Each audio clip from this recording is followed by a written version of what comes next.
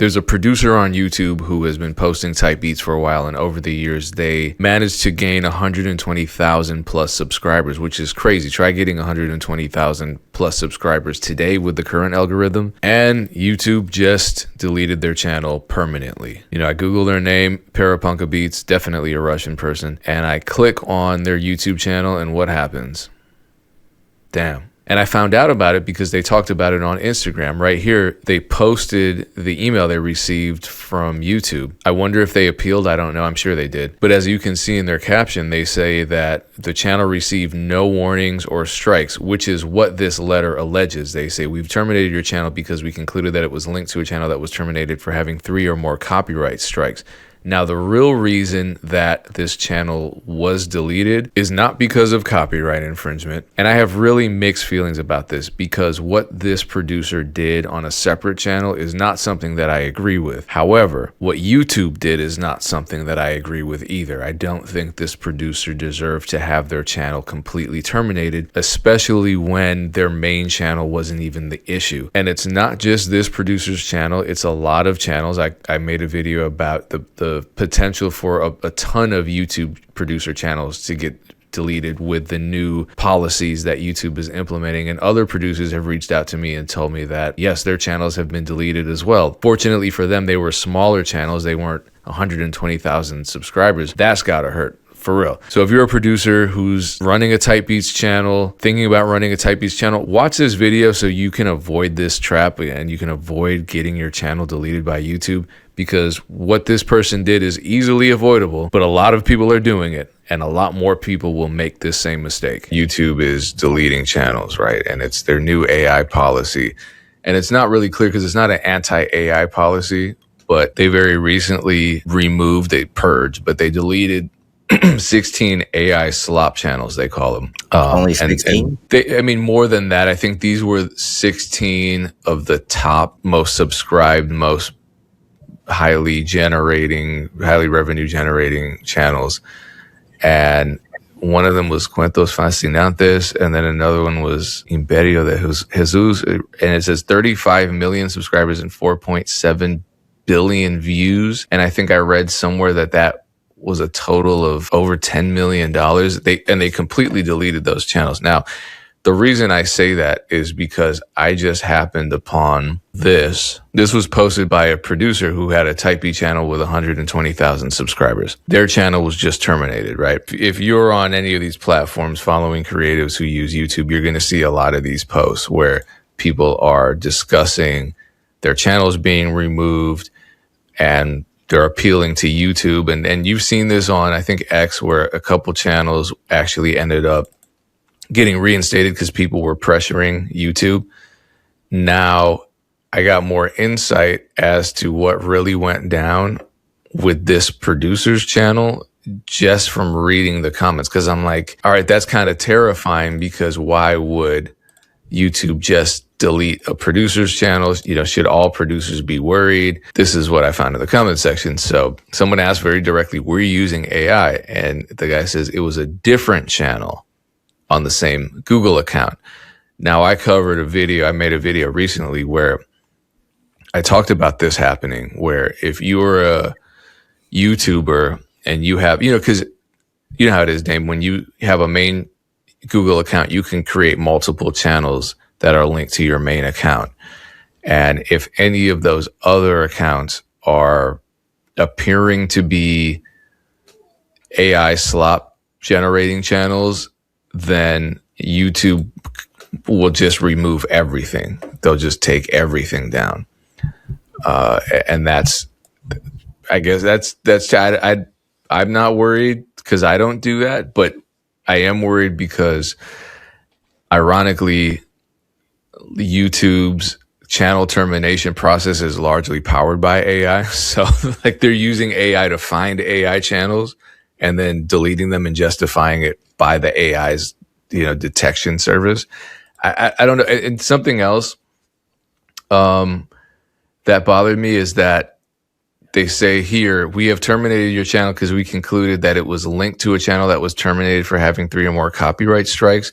But what did it have copyright strikes, or was it because it's AI slop? they're telling us two different things, and YouTube's not known for being transparent when it comes to punishing channels, removing channels, whatever. But I don't know. It's interesting that they removed top earning channels and they're removing smaller channels as well. Why? I don't know why they would remove channels that are generating all that money off of ad revenue, because they want that money. Yeah, I don't know. I don't know what they're considering AI slop. Like, because there's obviously going to be a lot of people on YouTube that use AI in different ways. And it might be 10% of the video. It might be 50% of the video. It might be 100% of the video. Like, are we just talking about channels where it's 100% of the video, 80% plus? Like, I have no idea where they're drawing the line here. So it would be interesting to know, or if they could just give a little bit more guidance so that, creators know where the line is drawn and can make content accordingly. Well, isn't that the issue though with all this AI shit? The lines aren't clear. When it comes to copyright, the lines aren't clear. When it comes to what constitutes human input, it's not clear. When it comes to even the Bandcamp thing, where Bandcamp has banned AI music, even that's not clear, because they say, well, it's fine if you use assistive AI, or if it's partially AI generated. Where do they draw the line? I have no idea. And, I think it's just the platforms that have these rules, I would just encourage them to be as clear as possible. It's tough. It's going to be a while before all this stuff is ironed out, So, I don't know. I don't know. I hate when I click on a YouTube channel and I realize that it is all like AI, just the voice, or talking through some story or giving you some advice or some bullshit. I don't want. We should be able to turn it off as users. Like, I don't want to watch anything that's completely AI generated. Yeah. Well, and apparently, I mean, I don't. I look at stuff. I've watched videos where I'm like, okay, it's a faceless channel. A lot of people do those, and I'm listening, and out of nowhere, one of the words that the AI narration pronounces is just really weird. I'm like, oh fuck, they got me. I thought this was a real person. Yeah. That they should definitely allow users to turn this shit off. What is this? More than 20% of videos. 20%. Yeah.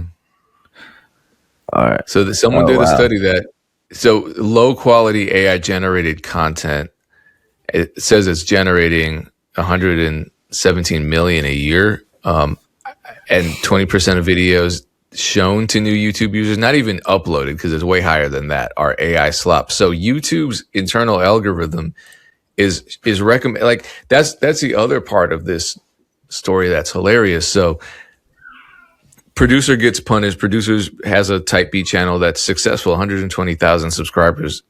Like, you're not going to get those back. He lost all of that because he decided to create a side channel that was full of AI generated content, and it wasn't even successful, according to him. And now everything's gone. So that could have been his livelihood, and YouTube just removed it. And this is gray area, right? Because on the one hand, I'm not a fan of AI slop, and it shouldn't be on YouTube, and it's being forced down our throats by YouTube. When I go to YouTube and it's recommending me videos, and some of them are AI slop, according to that study, 20% of them are AI slop. That's a very mixed message that they're sending us, because they're punishing this random producer over here, and they've deleted some of the top performing AI slop channels, and yet they continue to recommend it to the users. And their algorithm is largely powered by AI, as far as I can tell. And as far as the information that I'm reading. So no, it's just, the producer community is being inundated with AI. It's not just the generative AI stuff, but it's also anti-AI crackdowns here and there. And I'm seeing a lot of producers, myself included. I'll put beats up and people are like, "This is AI. This is AI. You made this beat with AI. This singer's AI." I'm like, "This singer's that singer, it's a human I've been working with for the past 5 years." Like, you just think it's and that's happening to a lot of us. I don't know.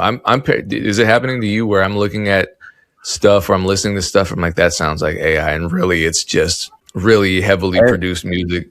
Everybody always thinks they know everything. Like, once a person decides that something's AI, like, that's for sure AI. Like, you have no idea. The AI has gotten so good that it can fool you. Sometimes people are making stuff you think is AI. It's not. Like, you have no idea. But for some reason, everybody's always sure of why things happen or what things are, even if they played no part in the process and don't know those people. But my thing is, like, on YouTube, I think they should allow it. I think two things. Like I said before, I think you should be, as a user, be able to turn AI stuff off. You don't want that in your feed. It shouldn't pop up in your feed. And on the other side, I think that all content that's AI driven should be labeled as such. You should know that you're watching something that is, I don't know, 50+%, AI. It should, maybe have a little watermark or something. I think, but removing it, especially if it's performing well, obviously people wanted to see it. I don't want to stop people from seeing what they want to see, but I think you should know what you're watching was generated from AI. And again, you should be able to turn it off if you want to, so it doesn't even show up in your feed. Yeah, and then we can touch on Spotify's AI problem, or a lot of these music streaming platforms are just full of AI, and they send mixed signals too. We've covered a lot of those stories. And didn't you send me the story about the guy? I'm pretty sure it's Mike Smith. I don't know why this particular story keeps coming up, because it does keep coming up, but it's about Mike Smith getting arrested for, I'll pull it up. It's about Mike Smith getting arrested for $10 million in streaming fraud. I think same thing on Spotify. I think, if as a user, you should be able to turn off, like, any songs that, if you don't want to listen to AI songs, you should be able to turn it off so that it never pops up in your algorithm. And then any AI songs should be labeled as such. I don't see anything wrong with that.